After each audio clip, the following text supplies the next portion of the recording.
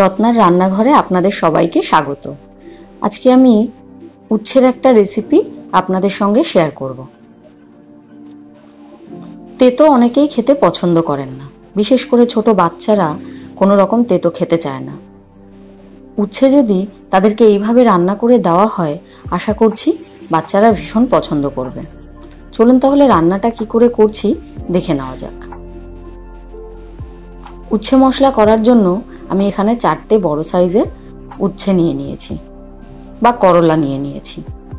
এর জন্য আমার মশলা লাগছে 3টে মাঝারি সাইজের পেঁয়াজ, 1.5 টেবিল চামচ সর্ষে, 1 টেবিল চামচ জিরে, 4টে কাঁচা লঙ্কা, 2টো শুকনো লঙ্কা, একটা তেজপাতা। এখানে শুকনো লঙ্কা সঙ্গে আমি একই সঙ্গে তেজপাতাটাকেও বেটে নেব। 4 কোয়া থেকে 5 কোয়া রসুন, 100 গ্রাম মতো চিংড়ি মাছ। এই সমস্ত উপকরণগুলিকে আমি খুব ভালো করে একটা পেস্ট করে নেব। পেঁয়াজগুলোকে কিন্তু একই সঙ্গে বাটবো না, আলাদাভাবে গ্রেট করে নেব। এবার আমি উচ্ছেগুলোকে দুদিক থেকে মুখটাকে একটু কেটে নেব আর উচ্ছের গায়ের ধারগুলোকে একটু ছাড়িয়ে নেব। এটাকে আমি এখন বয়েল করে নেব। একটু ভালোভাবে সিদ্ধ করে নিতে হবে উচ্ছেগুলোকে। আমি একটা প্যানে জল বসিয়ে দিয়েছিলাম, জলটা ফুটে উঠেছে। এবার আমি এর মধ্যে দিয়ে দিচ্ছি উচ্ছেগুলো।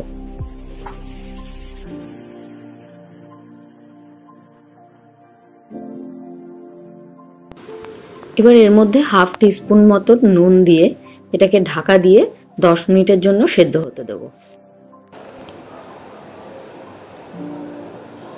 10 মিনিট পর ঢাকাটা খুলেছি, উচ্ছেগুলো সিদ্ধ হয়ে গেছে।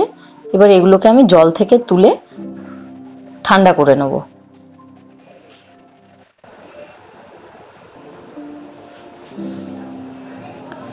এগুলো আমার ঠান্ডা হয়ে গেছে। এবার এর ভেতর থেকে আমি মাঝখান থেকে কেটে দানাগুলোকে বার করে নেব।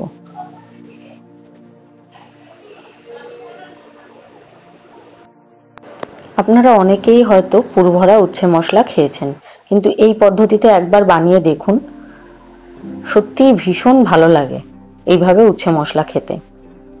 গরম ভাতের সঙ্গে তো আরোই ভালো লাগে। আমার সমস্ত উচ্ছেগুলোর দানা বার করা হয়ে গেছে। এবার আমি মশলাটাকে করে নেব। মশলাটা করার জন্য আমি কড়াইতে দিয়ে দিয়েছি তেল। অবশ্যই সর্ষের তেল দিতে হবে। সর্ষের তেল দিলে মশলাটার টেস্টটা আরো বেশি হয়। এর মধ্যে আমি দিয়ে দিয়েছি 1 পিঞ্চ মতো কালো জিরে। এবার আমি এর মধ্যে দিয়ে দেবো গ্রেড করে রাখা পেঁয়াজটাকে।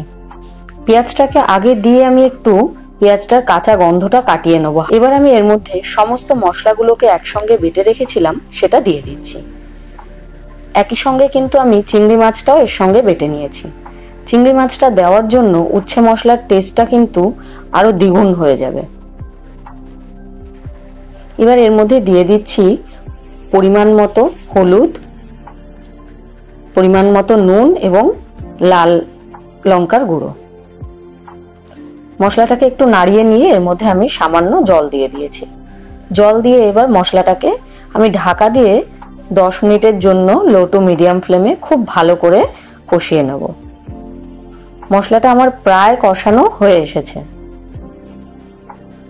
আমি একটু ভালোভাবে আর একটু সময় ধরে নাড়িয়ে নিয়ে একটু মশলাটাকে শুকিয়ে নিতে হবে, একটু ড্রাই করে নিতে হবে। তার কারণ যেহেতু পুরটা উচ্ছের মধ্যে ভরলে ভাজার সময় যাতে মশলাটা বাইরে না বেরিয়ে আসে।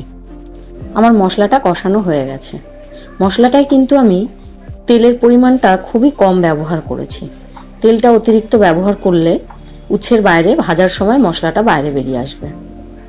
এবার আমি পুরগুলো ঠান্ডা করে নিয়ে সব উচ্ছের মধ্যে পুরগুলোকে ভরে ফেলছি।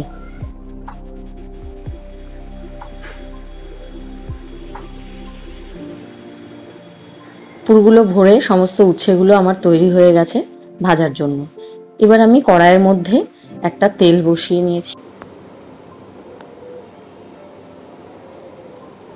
এবার গ্যাস ওভেনের উপরে একটা কড়াই বসিয়ে কড়াইটার মধ্যে তেল দিয়ে আমি তেলটাকে গরম করে নিয়েছি। এর মধ্যে এবার একে একে আমি সমস্ত উচ্ছেগুলো দিয়ে দেবো। উচ্ছেগুলো দিয়ে লো ফ্লেমে প্রথমে আমি এগুলোকে একটু ভেজে নেব। কিছুটা মশলা আমার কিন্তু বেঁচে গেছে। মশলাগুলো কিন্তু আমি পুরোটা উচ্ছের মধ্যে দিইনি। আপনারা বেঁচে যাওয়া মশলাটা কিন্তু পুরোটা উচ্ছের মধ্যে দেবেন না, তাহলে একটা সমস্যা হবে, উচ্ছের বাইরে মশলাগুলো ভাজার সময় বাইরে বেরিয়ে আসবে। দেখুন আমি মশলাগুলো একদমই ভাজার সময় বাইরে বেরিয়ে আসেনি। আমার উচ্ছে মশলাটা তৈরি হয়ে গেছে। তৈরি হয়ে গেছে পুর ভরা উচ্ছে মশলা। আপনাদের ভালো লাগলে বাড়িতে একবার অবশ্যই ট্রাই করবেন। এইভাবে উচ্ছে রান্না করলে দুপুরবেলা গরম ভাতে আর কিছুই লাগে না। আমার রান্নাটি যদি আপনাদের ভালো লেগে থাকে তাহলে আমার ভিডিওটিতে একটি লাইক দেবেন। আমার চ্যানেলে নতুন নতুন ভিডিও দেখার জন্য চ্যানেলটিকে সাবস্ক্রাইব করবেন। আজকের মতো এই পর্যন্তই। দেখা হবে আপনাদের সঙ্গে আবার পরবর্তী কোনো ভিডিওতে। Thank you so much for watching my video. Bye by.